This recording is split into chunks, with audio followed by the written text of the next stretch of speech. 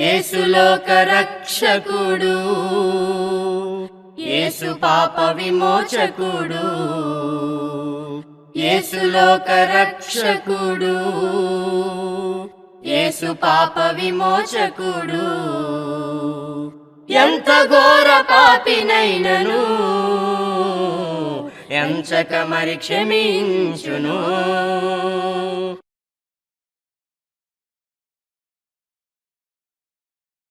ప్రభునందు ప్రియమైనటువంటి నా ప్రియ సోదరి సహోదరులకు క్రీస్తు యేసు నామములో మీ అందరికీ వందనం తెలియజేస్తూ ఉన్నాను. దేవుని యొక్క మహాదయను బట్టి, కృపను బట్టి ఆత్మీయ జీవితమైనటువంటి టీవీ కార్యక్రమాల ద్వారా దైవ సంబంధమైన సంగతులు మనం మాట్లాడుకోవడానికి, వినడానికి, నేర్చుకోవడానికి దేవుడు మనకు అనుగ్రహిస్తున్నటువంటి సమయాన్ని బట్టి దేవునికి నేను ముందుగా కృతజ్ఞతాస్తుతులు, స్తోత్రములు చెల్లిస్తూ ఉన్నాను. మీ అందరికీ మరొకసారి నా వందనాలు తెలియజేస్తూ ఉన్నాను. ప్రభునందు ప్రియమైనటువంటి వాళ్ళారా, మరి మీరు వింటున్నటువంటి మాటలు మీ ఆత్మీయ జీవితాల్లో మీకు మేలుకరంగాను దేవునికి మహింకరంగా ఉంటున్నాయని మేము ఆశిస్తూ ఉన్నాము. అటు రీతిగా మీరు వీటిని అనుసరిస్తున్నారని కూడా మేము నమ్ముచూ ఉన్నాం. ఈ ప్రత్యేకమైనటువంటి సమయంలో దేవుని యొక్క వాక్యము నుండి కొన్ని విషయాలు మనము నేర్చుకుందాం. మరి మానవ జీవితము దేవుడు అనుగ్రహించాడు. మనిషికి కావలసినటువంటి జీవమును, ఊపిరిని దేవుడు అనుగ్రహించి మానవుడు ఈ లోకంలో జీవించడానికి కావలసిన కృపని దేవుడు అనుగ్రహించాడు.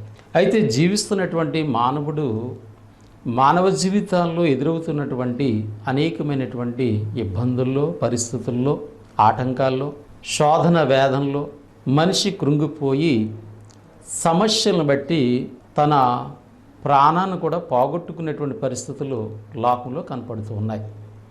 అయితే దేవుడు మానవులను ప్రేమించి తన కుమారుడైనటువంటి యేసుక్రీస్తుని ఈ లోకానికి అందించటంలో, మానవుడు రక్షణ పొంది సంఘములో చేర్చబడి ఈ లోకములో ప్రత్యేకింపబడినటువంటి బిడ్డలుగా జీవిస్తూ వారి జీవితాల్లో, ఎందుకంటే లోకంలో ఉన్నటువంటి మానవ జీవితాల్లో వచ్చినటువంటి శోధనలు, సమస్యలు, ఇబ్బందులు, ఆటంకాలు క్రైస్తవ జీవితంలో వచ్చినప్పటికీ కూడా వాటిని జయించడానికి దేవుడు మార్గం చూపాడు. కాబట్టి ఈ సమయంలో మనము ఆలోచన చేస్తున్నటువంటి మాట ఏంటంటే, ఓర్పు చాలా అవసరం. క్రైస్తవ జీవితంలో ఓర్పు చాలా అవసరం. లోకంలో మానవుడికే చాలా అవసరం. అయితే మానవుడు దేవునికి దూరస్తుడిగా ఉండటాన్ని బట్టి దేవుని యొక్క ఉద్దేశాన్ని మానవుడు గుర్తించట్లేదు కనుక ఓర్పుని కోల్పోతూ ఉన్నాడు. కానీ క్రైస్తవ జీవితము ఓర్పు చాలా అవసరం. ఎందుకనంటే మన భక్తి కొనసాగాలంటే, దేవుని ఆలోచనలు మన జీవితంలో నెరవేరాలంటే, మన జీవితాల్లో ఎదురవుతున్నటువంటి ప్రతి సమస్యను మనం అధిగమించాలంటే మన భక్తి జీవితంలో ఓర్పు చాలా అవసరం అన్నమాట. కనుక ఓర్పు అవసరం అనేటువంటి విషయాన్ని దేవుని వాక్యము మన జ్ఞాపకం చేస్తూ ఉంది. దీన్ని మనము దైవ గ్రంథం నుంచి కొన్ని సంగతులను మనము ఆలోచన చేద్దాం. క్రైస్తవులకు ఓర్పు అవసరం అనేటువంటి సత్యాన్ని దేవుని వాక్యం మనకి జ్ఞాపకం చేస్తుంది. యాకోబు పత్రిక 5వ అధ్యాయము 7వ వాక్య భాగం నుండి ఒక విషయాన్ని మనం గమనిద్దాం. సహోదరులారా, ప్రభు రాకడ వరకు ఓపిక కలిగి యుండుడి. క్రైస్తవ జీవితంలో యేసుక్రీస్తు రాకడ వరకు, అంటే రెండవ రాకడ వరకు, మొదటి రాకడలో ప్రభు ఈ లోకానికి రావడము, మానవుల యొక్క పాపముల కొరకు ఆయన సిలువలో బలియాగమైపోయాడు. ఆయన రక్తధారలతో సంఘము ఏర్పాటు చేశాడు, మానవాళికి రక్షణ మార్గం చూపాడు. మరలా ఆయన వస్తానన్నాడు సంఘమును తీసుకుని పోవుటకు. కనుక ఇక్కడ యేసుక్రీస్తు యొక్క రాకడ వరకు కూడా క్రైస్తవ జీవితంలో ఓపిక అవసరం. అంటే ప్రభు రాకడికి మనం సిద్ధపడాలంటే ఓపిక ఉండాలి, ఓర్పు అవసరం. ఓపిక గనక లేకపోతే, అంటే ఓర్మి గనక లేకపోతే, లేదా ఓర్పు గనక లేకపోతే ప్రభు రాకడికి మనము సిద్ధపడలేము. కనుక ఓర్పు క్రైస్తవ జీవితంలో యేసుక్రీస్తు రాకడ వరకు కూడా అంటే ఈ లోకములో మన జీవితము ముగింపు వరకు లేదా ప్రభు రెండో రాకడ వరకు మనము ఓపిక కలిగి జీవించాలి. దానికి ఒక ఉదాహరణ మనకి ఒక సంగతిని యాకోబు గారి ద్వారా దేవుడు వ్రాయించారు. చూడుడి, వ్యవసాయకుడు తొలకరి వర్షమును కడవరి వర్షమును సమకూడు వరకు విలువైన భూఫలము నిమిత్తము ఓపికతో కాసుకుని దాని కొరకు కనిపెట్టును. ఒక వ్యవసాయకుడిని మనకి మాదిరిని చూపిస్తూ ఉన్నాడు. వ్యవసాయకుడు తొలకరి వర్షము కడవరి వర్షము సమకూడే వరకు ఓపికతో కనిపెట్టుకుంటున్నాడు. ఎందుకంటే భూమి యొక్క ఫలములను అనుభవించాలని. ఈ వర్షం రావడం ద్వారా భూమి ఫలిస్తుంది. ఆ ఫలాలు తను పొందుకోవాలంటే ఆయన ఓపికతో కనిపెడుతున్నాడు తొలకరి వర్షము కడవరి వర్షము కొరకు. కనుక ప్రభునందు ప్రియమైనటువంటి ప్రియ సోదరి సహోదరులారా, క్రైస్తవ జీవితంలో క్రీస్తు రాకడ వరకు కూడా క్రైస్తవుడు ఓపిక కలిగి ఉండాలి. ఎందుకని ఆలోచన చేస్తే ఒక వ్యవసాయకుడు తొలకరి వర్షము కడవరి వర్షము సమకూడే వరకు ఎలా ఓపికతో కనిపెట్టి ఆ భూఫలాల్ని ఆయన పొందుకుంటున్నాడు. వర్షం యొక్క విలువ రైతుకు తెలుసు. వర్షాలు రావాల్సినటువంటి సమయంలో గనక వర్షం పడకపోతే భూఫలాలు పొందుకోవడం చాలా కష్టం.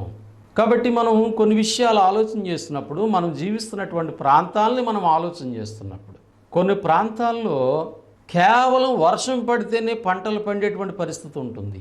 ప్రభునందు ప్రియులారా, మనం ఉండేటువంటి ప్రాంతాల్లో దేవుడు సమృద్ధిని మనకు అనుగ్రహించాడు. మనకి నీటి సమస్య అంతగా ఉండదు పంటల విషయంలో. కానీ కొన్ని ప్రాంతాల్లో కేవలము రైతు ఆకాశం వైపు చూస్తూ ఉంటాడు. ఎప్పుడైతే తొలకరి వర్షం కడవరి వర్షం పడుతుందో ఆ వర్షం ద్వారా తన భూమిని సేద్యపరుచుకుని భూమి యొక్క ఫలాలు పొందుకోవడానికి ఓపికతో ఆయన ఉంటున్నాడు కదా. మరి క్రీస్తు రాకడ వరకు క్రైస్తవ జీవితంలో ఓపిక అవసరం కదా. క్రీస్తు రాకడలో నువ్వు పొందుకునేటువంటి ఫలం ఏంటంటే మన ఆత్మరక్షణ. క్రీస్తులో బాప్తిసం పొందాము, రక్షణలోకి మనం వచ్చాము. రక్షణ ఫలాన్ని మనం పొందుకోలేదు. రక్షణ ఫలము ఎప్పుడు పొందుతామంటే యేసుక్రీస్తు రెండవ రాకడలో. కనుక క్రీస్తు ప్రభు రెండవ రాకడ వరకు లేదా మనం చనిపోయే వరకు కూడా ఈ భక్తి జీవితము ఓపికతో మనం కొనసాగించవలసినటువంటి వారుగా ఉన్నామనేటువంటి సత్యాన్ని దేవుని వాక్యం మనకు జ్ఞాపకం చేస్తూ ఉంది. రెండవదిగా ఇక్కడ ఆలోచన చేస్తున్నప్పుడు యాకోబులోనే 5వ అధ్యాయము 8వ వాక్య భాగంలో కూడా మరొక మాటనే వ్రాయబడి ఉన్నది. ప్రభు రాక సమీపముగా ఉన్నది గనుక. అక్కడ ప్రభు రాకడ వరకు మీకు ఓపిక అవసరం అన్నాడు మొదటి భాగంలో. ఇక రెండవ వచన భాగంలో మనం చూస్తూ ఉన్నాము ప్రభు రాకడ సమీపముగా ఉన్నది. రాకడ వరకు అంటే టైం ఉందనుకుంటున్నాం, కానీ రెండో విషయంలో మనకి యాకోబు చెప్తున్నటువంటి మాట సమీపముగా ఉన్నది. సమీపంగా ఉన్నప్పుడు ఎలా ఉండాలి? మనము ఆలోచన చేస్తూ ఉంటాం. ఎవరో దూర ప్రాంతం రావాలని మనం ఆలోచిస్తున్నాం అనుకోండి, వారు చాలా దగ్గరికి వచ్చేస్తారు. అప్పుడు మన సంతోషం ఎలా ఉంటుంది, మన ఆశ ఎలా ఉంటుంది వాళ్ళ కొరకు. కాబట్టి ఇక్కడ ఏం చెప్తున్నాడంటే మొదటి మాటగా ప్రభు రాకడ వరకు ఓపిక ఉండాలి. దానికి ఉదాహరణ చెప్పాడు. ఒక వ్యవసాయకుడు ఎలాగా తొలకరి కడవరి వర్షం వరకు ఓపికతో ఉంటున్నాడో, ఫలాలు అనిపిస్తున్నాడో, అలాగే మీరు ఉండాలన్నాడు. రెండవదిగా మనం ఇక్కడ ఆలోచన చేస్తే క్రీస్తు ప్రభు యొక్క రాకడ సమీపముగా ఉన్నది. కాబట్టి చాలా సమీపముగా ఉన్నది గనక మీరు ఏం చేయాలంటే ఓపికతో దాని కొరకు కనిపెట్టుకోవాలి. మీరును ఓపిక కలిగి ఉండి మరి ఇక్కడే మీరు ఏం చేయాలంటే మీ హృదయములను స్థిరపరుచుకోండి. ఇక్కడ ఒక సంగతి మనం ఏం నేర్చుకోవాలంటే క్రీస్తు ప్రభు యొక్క రాకడ సమీపముగా ఉన్నది గనక మనం ఓపికతో ఉండాలి. అలా ఉండాలంటే మన యొక్క హృదయమును మొదటగా మనము స్థిరపరుచుకోవాలి. హృదయము గనక స్థిరముగా ఉండకపోతే ప్రభు రెండో రాకడికి మనం సిద్ధపడలేము. క్రైస్తవ జీవితమును మనం కొనసాగించుకోలేము. కనుక హృదయాన్ని స్థిరపరుచుకోవాలి. మన హృదయము దేవుని ఎడల స్థిరముగా ఉండాలి. హృదయం గురించి పరిశుద్ధ గ్రంథంలో అనేకమైన సంగతులు మనం వింటూ ఉంటాం. ప్రాముఖ్యంగా హృదయము అన్నిటికంటే మోసకరమైనది, అది ఘోరమైన వ్యాధి కలిగి ఉన్నదని దేవుని వాక్యము నుంచి మనం గమనిస్తూ ఉన్నాం. కనుక ప్రభునందు ప్రియమైనటువంటి ప్రియ సోదరి సహోదరులారా, ప్రభు రాకడను గూర్చి మీరు ఓపిక కలిగినటువంటి పిల్లలుగా ఉన్నారా? ప్రభు రాక సమీపంగా ఉన్నది కనుక మీ ఓపిక కలిగినటువంటి వారు ఉన్నారా? అలా మీరు ఉండాలంటే మీ హృదయములను మీరేం చేయాలంటే స్థిరపరుచుకోవాలి. ఎవరి ఎడల? ప్రభు ఎడల, దేవుని ఎడల మీ హృదయము స్థిరముగా ఉంటేనే మీరు ఓపికతో ప్రభు రాకడని అపేక్షించగలుగుతారు. కనుక ప్రభు రాకడికి మనం సిద్ధంగా ఉండాలంటే ఖచ్చితంగా మా హృదయము స్థిరంగా ఉండాలి. ఎందుకంటే హృదయము స్థిరంగా ఉండకుండా తప్పిపోయే ప్రమాదాలు ఉన్నాయి. ఒక సంగతిని మనము పరిశుద్ధ గ్రంథము నుంచి ఆలోచన చేద్దాం. కీర్తన గ్రంథము 78వ అధ్యాయము 36వ భాగములో ఒకనాటి దేవుని ప్రజలు ఇశ్రాయేలుల గురించి చెప్పబడింది. అంటే పాత నిబంధన సంబంధమైనటువంటి ఇశ్రాయేలు గూర్చి ఈ మాట జ్ఞాపకం చేస్తాడు కీర్తనకారుడు. ఏమనంటే, అయినను వారి హృదయము ఆయన ఎడల స్థిరముగా ఉండలేదు, ఆయన నిబంధనను వారు నమ్మకముగా గైకొనలేదు. వారికి ఇవ్వబడిన నిబంధనని నమ్మకంగా గైకోలేదు. ఎందుకు గైకోలేదంటే దేవుని ఎడల వారి హృదయము స్థిరముగా లేదు. ఈ విషయము చాలా జాగ్రత్తగా ఆలోచించాలి. ప్రభునందు ప్రియమైనటువంటి వాళ్ళ ఇశ్రాయేలు ప్రజలు ఐగుప్తులో ఉన్నటువంటి ఐగుప్తు నుంచి బయలుదేరి వచ్చినటువంటి ప్రజల యొక్క జీవితాలను మనం చూస్తే వారు సాక్షాత్తు దేవుడు చేసినటువంటి ప్రతి కార్యాన్ని కళ్ళ ముందు చూస్తారండి.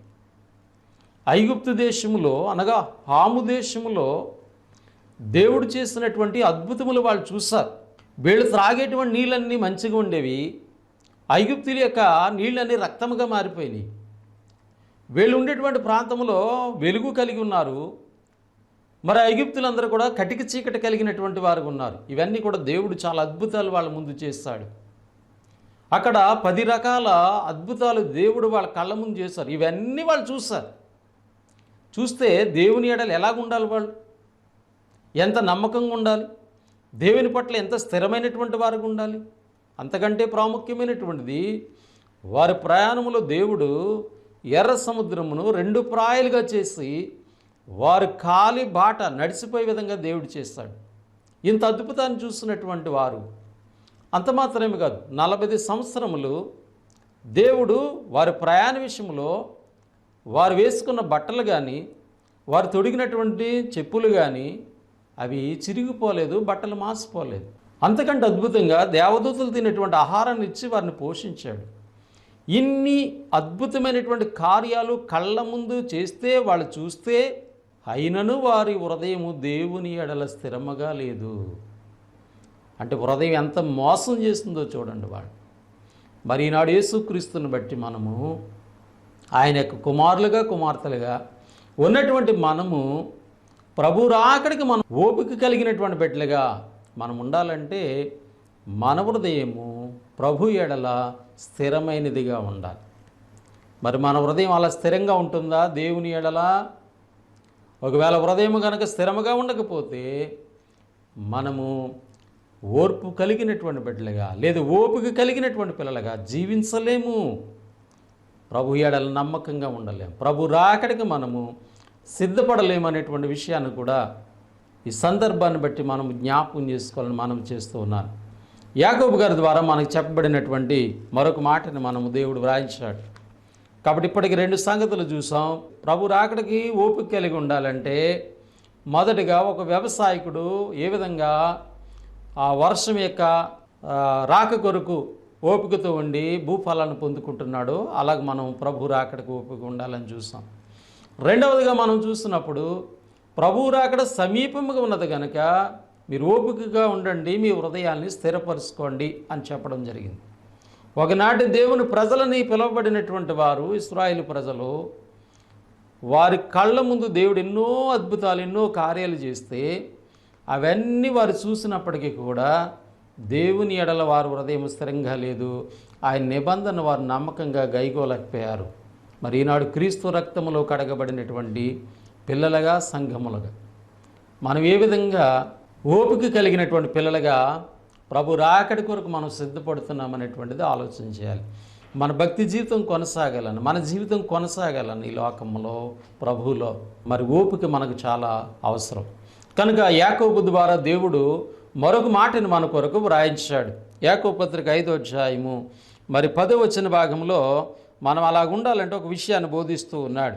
నా సహోదరులారా, ప్రభునామమున బోధించిన ప్రవక్తలను శ్రమానుభావమునకును మరి ఓపికకును మాదిరిగా పెట్టుకోండి. మరొక సంగతి ఏంటంటే, మీ శ్రమ అనుభవమునకు మీకు ఓపికకి మాదిరి పెట్టుకోండి. ఎవరినంటే ప్రభునామమున బోధించినటువంటి ప్రవక్తల్ని మీరు మాదిరిగా పెట్టుకోవాలన్నమాట. అంటే ప్రభునామమున బోధించినటువంటి ప్రవక్తల్ని మనం మాదిరిగా పెట్టుకోవాలి ఓపికతో జీవించాలంటే. అసలు ప్రవక్తుల యొక్క జీవితాలు ఏంటి? ప్రవక్తలను ఎందుకు మనం మాదిరిగా పెట్టుకుని మన శ్రమ యొక్క అనుభవమునకు ప్రభువు పట్ల ఓపిక కలిగినటువంటి పిల్లలుగా ఉండాలంటే ప్రవక్తల యొక్క మాదిరి మీకు అవసరం అంటున్నాడు. ప్రవక్తల యొక్క జీవితాలు ఎలా ఉన్నాయి? దేవుడు ఆది నుండి కూడా ప్రవక్తల్ని ఏర్పాటు చేసుకున్నాడు. ప్రవక్తల ద్వారా తన యొక్క ఉద్దేశములన్నీ కూడా తెలియజేశాడు. పాత నిబంధన అంతా కూడా ప్రవక్తల కాలము. ప్రవక్తలు ఎక్కువ కనపడతారు మనకి ఈ యొక్క గ్రంథంలో వ్రాయిస్తున్నటువంటి వారు కూడా హెస్కేల్ కానీ, ఇర్మియా కానీ, ఇంకా అనేక మంది ప్రవక్తలు, చిన్న ప్రవక్తలు, పెద్ద ప్రవక్తలు అనే గ్రంథంలో మనం విభజన చూస్తాం. ఈ ప్రవక్తల యొక్క జీవితాల్ని మీరు ఓపికకు మాదిరిగా పెట్టుకోండి అంటున్నాడు. మీ యొక్క ఓర్పుకి మాదిరిగా వాళ్ళు ఉండాలి. అంటే ప్రవక్తలు ఓర్పుతో జీవించినటువంటి వారు అనే విషయాన్ని మనం గుర్తించాలి. యేసు ప్రభువారు భూమి మీద మానవుడిగా జీవించినటువంటి దినములలో మత్తయి రాసిన సువార్త 5వ అధ్యాయంలో 12వ వచన భాగంలో, ఇలాగున వారు మీకు పూర్వమందుండినటువంటి ప్రవక్తలను హింసించరి. పూర్వమందున్నటువంటి ప్రవక్తలను హింసించరి. ప్రవక్తల యొక్క జీవితాల్లో మీకు ఏం కనపడుతుంది అంటే హింసలు కనపడుతున్నాయి. ప్రవక్తలు ఏం పొందుకున్నారు? హింసలు పొందుకున్నారు. అయినప్పటికీ వాళ్ళు ఏం కలిగి ఉన్నారు? ఓపిక కలిగి ఉన్నారు. స్థిరమైనటువంటి వారుగా దేవునిలో జీవించినటువంటి వారు ఉన్నారు. కనుక క్రైస్తవ జీవితంలో పూర్వమందు ఉన్నటువంటి ప్రవక్తల యొక్క జీవితాలని మనం మాదిరిగా తీసుకోవాలి. మన శ్రమలకి క్రీస్తులో ఓపిక కలిగిన బిడ్డలుగా, ఓర్పు కలిగిన బిడ్డలుగా జీవించాలంటే ప్రవక్తల యొక్క జీవితాలని మనం ఆలోచన చేయాలి. ప్రవక్తల యొక్క జీవితాలు ఏం కనపడుతుంది అని మనం ఆలోచిస్తే వారి జీవితాల్లో హింసలు కనపడ్డాయి. వాళ్ళు హింసించబడ్డారు. ఇంకా ఆలోచన చేస్తే యేసు ప్రభువు వారే బోధించారు. మత్తయి సువార్త 23వ అధ్యాయము 34వ వచన భాగంలో కూడా ఆయన మరొక విషయాన్ని బోధించారు. అందుచేత ఇదిగో నేను మీ యొద్దకు ప్రవక్తలను, జ్ఞానులను, శాస్త్రులను పంపుచున్నాను. మీరు వారిలో కొందరిని చంపి సిలువేయుదురు, కొందరిని మీ సమాజ మందిరంలో కొరడాలతో కొట్టి పట్టణం నుండి పట్టణం మనకు తరుముదురు. ఆనాటి ప్రజలతో మాట్లాడుతున్నాడు యేసు ప్రభువారు. జ్ఞానుల్ని, ప్రవక్తల్ని మీ యొద్దకు పంపుచున్నాను, కానీ మీరు ఏం చేస్తున్నారంటే ప్రవక్తలను చంపేస్తున్నారు, మీరు ప్రవక్తలను హింసిస్తున్నారు. అంటే ప్రవక్తల జీవితాల్లో ప్రియమైనటువంటి సోదరి సహోదరులారా ఏం కనపడుతున్నాయి మనకి? ప్రవక్తల యొక్క జీవితాల్లో హింసలు కనపడుతున్నాయి, దెబ్బలు కనపడుతున్నాయి, మరణాలు కనపడుతున్నాయి. అంటే ఒక ప్రవక్త మరణిస్తే మరొక ప్రవక్త ఆ మరణానికి భయపడలే. ఆ ఒక ప్రవక్తని హింసిస్తే ఆ హింసలకు భయపడలే. హింసల్లో, మరణాల్లో, అనేకమైన ఆటంకాల్లో వాళ్ళు దేవుని యందు స్థిరమైనటువంటి వారుగా ఉన్నారు. ఓపికతో వారికి ఇవ్వబడినటువంటి పనిని వారు కొనసాగించారు, వారి భక్తిని వారు కొనసాగించారు. కనుక ప్రవక్తల యొక్క విషయాలు మనకు చాలా అవసరం. యేసుక్రీస్తుని కూడా దేవుని కుమారుడిగాను ప్రవక్తగా కూడా గ్రంథంలో మనం చూస్తాం. ఆఖరిగా ప్రభు తర్వాత సంఘం ఏర్పడిన తర్వాత కొద్దిమంది తప్పితే ఇంకా ప్రవక్తల కాలం ముగించబడింది.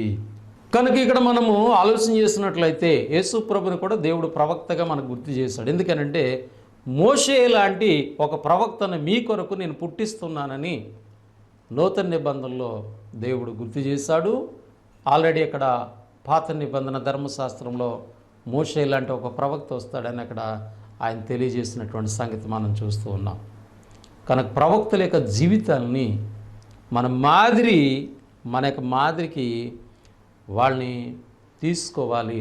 మన ఓపికకి కొనసాగాలంటే వాళ్ళని మాదిరి కలిగి మనం ఉండాలని దైవ గ్రంథం తెలియజేస్తుంది. అంత మాత్రమే కాదు, సంఘము ఏర్పడిన తర్వాత మరి సంఘ పెద్దల్లో ఒకరైనటువంటి స్టెఫెను గారు ఆనాటి యూదుల మధ్య జరిగిన చరిత్ర అంతా చెప్పాడు. పితరులు ఎక్కడి నుంచి తీసుకొచ్చాడు దేవుడు, ఎలా తీసుకొచ్చాడు వాళ్ళని, అబ్రహాము జీవితం అక్కడి నుంచి ప్రారంభించి ఐగుప్తుకు వెళ్ళినటువంటి వారు మరలా ఎలా తీసుకొచ్చి ఏ విధంగా తీసుకొచ్చాడు, ఈ చరిత్ర అంతా కూడా వాళ్ళకి చెప్పాడు. మీరు దేవుని మాటకి లోబట్టలేదు మీరైతే అని చెప్పి ఒక సందర్భంలో ప్రవక్తల సంగతిని గుర్తు చేశాడు ఆయన. అపోస్తుల కార్యములు 7వ అధ్యాయము 52వ వచన భాగంలో, మీ పితరులు ప్రవక్తలలో ఎవరిని హింసింపకయుండిరి. మీ పితరులు చేసిన పనేంటి? ప్రవక్తలను హింసించారు. అంటే ప్రవక్తల జీవితాల్లో మనమేం చూస్తున్నాం? హింసలు కనపడుతున్నాయి. హింసింపబడినప్పటికీ కూడా వాళ్ళు ఎలాగున్నారంటే స్థిరంగా ఉన్నారు. వాళ్ళ హృదయాలు స్థిరంగా ఉన్నాయని ఎడల. కాబట్టి ప్రవక్తల యొక్క మాదిరి వాళ్ళ జీవితాలు మనకు అవసరం. ప్రభునందు ప్రియమైనటువంటి వాళ్ళ ఓర్పుకి భక్తుల యొక్క జీవితాలు లేదా ప్రవక్తల యొక్క జీవితాలను మీరు ఆలోచన చేయండి అని దేవుని వాక్యం మనకు జ్ఞాపకం చేస్తున్నట్లుగా గ్రంథంలో మనం చూస్తాం. క్రొత్త నిబంధన సత్యాన్ని కూడా మనం చూస్తున్నప్పుడు అపోస్తుల జీవితాలు చూసినట్లయితే వాళ్ళు కూడా అనేకమైన హింసలు పొందారు. అయినప్పటికీ వాళ్ళు ప్రభువునందు స్థిరమైన బిడ్డలుగా ఓపికతో వాళ్ళు కొనసాగారు. అపోస్తుల జీవితాలు చూస్తున్నప్పుడు అనేకమైన సంగతులు మనం చూస్తాం. కాబట్టి ఇక్కడ మనము గమనిస్తున్నప్పుడు క్రైస్తవ జీవితము ఓపికతో కొనసాగాలి. కాబట్టి ప్రభు రాకడ వరకు మనం ఓపిక ఉండాలి. ప్రభు రాకడ సమీపంగా ఉంది కనుక మన హృదయం స్థిరంగా ఉండాలి. మనకి ముందు పూర్వకాలం ఉన్నటువంటి ప్రవక్తల యొక్క జీవితాలను మనం ఆలోచన చేయాలి. వాళ్ళ జీవితాల్లో ఎలాంటి పరిస్థితులు, హింసలు, ఇబ్బందులు ఎదురైనప్పటికీ కూడా వారు ఓపికతో దేవుని యందు స్థిరమైనటువంటి వారుగా వాళ్ళు జీవించారనేటువంటి జీవితాలని దేవుని వాక్యం మనకి జ్ఞాపకం చేస్తుంది. అపోస్తలుడైన పౌలు జీవితం కూడా ఎన్నో సంగతులు మనకు నేర్పిస్తూ ఉంది. 2 కొరింథీ 11వ అధ్యాయంలో అనేక పర్యాయములు ప్రయాణముల్లోనూ, నదుల వల్లైన ఆపదల్లోనూ, దొంగల వల్లైన ఆపదల్లోనూ, నా స్వజనులైన ఆపదలోను, అన్యజనులైన వలనైన ఆపదలోను, పట్టణముల ఆపదలోను, అరణ్యముల ఆపదలో, సముద్రముల ఆపదలో, కపట సహోదరుల వల్ల ఆపదలు ఉంటిని. ప్రయాసముతోనూ కష్టముతోనూ తరచుగా జాగరణతోనూ ఆకలి దప్పులతోనూ తరచుగా ఉపవాసములతోనూ చలితోనూ దిగంబరత్వంతో ఉంటిని. ఇంకను చెప్పవలసినవి అనేకములు ఉన్నాయి. ఎన్నో విషయాలు, ఎన్నో సమస్యలు, ఎన్నో ఇబ్బందులు, ఎన్నో ఆటంకాలు ఎదురైన పౌలు జీవితంలో. అయినప్పటికీ కూడా పౌలు ఎలాగున్నాడు? క్రీస్తునందు స్థిరముగా ఉన్నాడు. ఓపికతో కొనసాగిన తన జీవితం, ఓర్పు కలిగిన వాడిగా తన భక్తి జీవితాన్ని కొనసాగించాడు. మనకి మాదిరి చూపుతూ ఉన్నాడు ఆయన. కనుక క్రైస్తవ జీవితంలో ఓర్పు చాలా అవసరమైనటువంటి సత్యాన్ని మనం చూస్తూ ఉన్నాం. 3 మాటలు మనం జ్ఞాపకం చేసుకున్నాం. యాకోబు గారి ద్వారా ప్రభు రాకడ సమీపంగా ఉంది, ఒక వ్యవసాయకుని మాదిరి చూపించాడు. రెండోది ప్రభు రాకడ సమీపంగా ఉందన్నాడు, హృదయం స్థిరంగా ఉండాలని చెప్పబడింది. మూడవదిగా ప్రవక్తల యొక్క జీవితాలని, అలాగే అపోస్తుల యొక్క జీవితాలని, హెబ్రీ పత్రిక 11వ అధ్యాయం అంతా కూడా విశ్వాస వీరుల యొక్క జీవితాలు మనకు చూపించబడ్డాయి.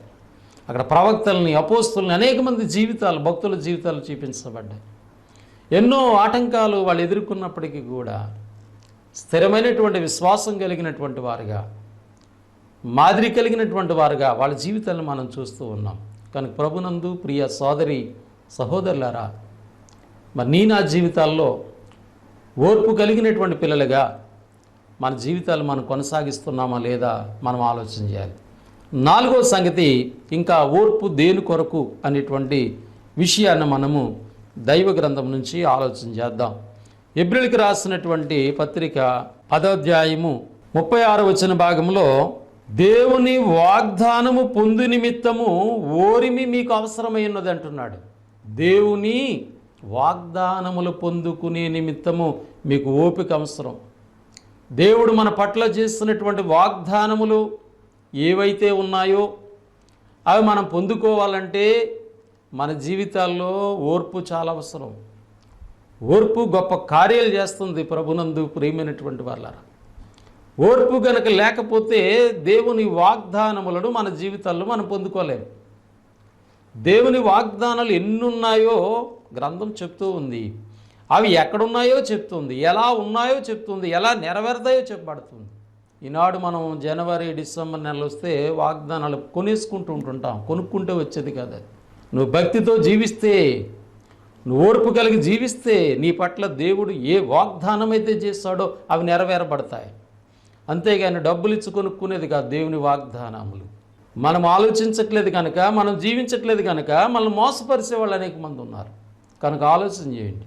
కొరింథీయులకు రాసినటువంటి 2వ పత్రిక 1వ అధ్యాయము 20వ వాక్య భాగంలో దేవుని వాగ్దానములకు వచ్చి పౌలు గారి ద్వారా దేవుడు వ్రాయించారు. దేవుని వాగ్దానములు ఎన్నైనను అన్నియు క్రీస్తునందు అవునన్నట్టుగానే ఉన్నవి. దేవుని వాగ్దానాలు ఎన్నైతే ఉన్నాయో అవన్నీ కూడా క్రీస్తునందు అవునన్నట్టుగానే, అంటే క్రీస్తునందు జరిగేటట్టే ఉన్నాయి. గనుక మన ద్వారా దేవునికి మహిమ కలుగుటకై అవి ఆయన వలన నిశ్చయములై ఉన్నాయి. మన ద్వారా దేవునికి మహిమ కలిగితే ఆయన ద్వారా నిశ్చయంగా మీ జీవితాల్లో జరుగుతాయి. అంటే ఇప్పుడు మన ద్వారా దేవునికి ఏం జరగాలి? మహిమ జరగాలి. మహిమ కలగాలంటే మనం ఏం చేయాలి? ఓర్పు కలిగిన బిడ్డలుగా జీవించాలి. ఆటంకాలు వచ్చినా, ఇబ్బందులు వచ్చినా, ఏమొచ్చినా దేవుని యందు స్థిరమైనటువంటి హృదయాలు, స్థిరమైనటువంటి విశ్వాసము కలిగినటువంటి పిల్లలుగా ప్రభువులో మనం కొనసాగుతూ, మన భక్తిని కొనసాగిస్తూ, దేవుని వెంబడిస్తున్నప్పుడు, దేవుని మహింపరుస్తున్నప్పుడు, దేవుని గణపరుస్తున్నప్పుడు, దేవుని ఆరాధిస్తున్నప్పుడు దేవుని వాగ్దానములు ఎన్నైతే ఉన్నాయో అవి క్రీస్తునందు నెరవేరుతాయి. దేవుడు అట్టి నిర్ణయం చేశాడు. కాబట్టి దేవుని యొక్క వాగ్దానాలు మనకు నెరవేరాలంటే ఓపిక అవసరం. మరి మనమే కాదు, మనకు ముందు దేవుని నమ్మినటువంటి భక్తులు అనేక మంది ఉన్నారు. మరి దేవుని వాగ్దానాలు పొందుకున్నారంటే వాళ్ళ జీవితాల్లో ఏమి కనపడుతుంది అనేటువంటిది మనం ఆలోచన చేయాలి. హెబ్రీయులకు రాసినటువంటి పత్రిక 6వ అధ్యాయం 11వ వచన భాగములు ఇలా ఉంది. ఓర్పు చేతను వాగ్దానములను స్వతంత్రించుకునే వారిని పోలి నడుచుకున్నట్లుగా. ఓర్పు చేత వాగ్దానములు స్వతంత్రించుకున్నటువంటి వారు ఉన్నారు. వాళ్ళని పోలి మీరు నడుచుకోవాలి. దేవుని వాగ్దానం నీ జీవితంలో పొందుకోవాలంటే ఓర్పు నీకు అవసరం. ఓర్పు కలిగి దేవుని వాగ్దానం పొందుకున్నటువంటి వాళ్ళు మనకు ముందు ఉన్నారు. వాళ్ళ జీవితాలని మీరు ఆలోచన చేసి వారిని పోలి మీరు నడుచుకోవాలి. అంటే ఆలోచన చేయండి, మనకు ముందు ఓర్పు కలిగి జీవించినటువంటి భక్తుల జీవితాలు, ప్రవక్తల యొక్క జీవితాలని మనం గమనిస్తూ మన హృదయాన్ని స్థిరపరుచుకుంటూ స్థిరంగా దేవుని ఎడల మనం ఉంటూ ఓర్పుతో మనం కొనసాగినట్లయితే దేవుని వాగ్దానాలు పొందుకోవడానికి మనకి ఓర్పు అనేటువంటిది సహాయపడుతుంది. కనుక దేవుని వాగ్దానం పొందుకోవాలంటే క్రైస్తవ జీవితంలో ఓర్పు అనేటువంటిది అవసరమైనటువంటి సత్యాన్ని 4వ మాటగా మీకు ప్రేమతో జ్ఞాపకం చేస్తాను. కాబట్టి ఓర్పును గురించి మీకు కొన్ని సంగతులను జ్ఞాపకం చేస్తాను. చెప్పబడినటువంటి మాటల్ని మీరు అర్థం చేసుకుని అనుసరించినట్లయితే ఓర్పు ద్వారా గొప్ప కార్యాలు మనం చూస్తాం. ఓర్పు కలిగినటువంటి పిల్లలుగా దేవునితో పాటు ఇహలోక పర సంబంధమైన దీవులను మనం పొందుకోగలుగుతున్నాం. అట్టి కృప, అట్టి ప్రేమ ప్రభు జీవితంలో దయచేయాలని ప్రేమతో మాటలు తెలియజేస్తూ నన్ను నేను హెచ్చరించుకుంటూ ముగిస్తూ ఉన్నాను. మీ అందరికీ నా వందనములు.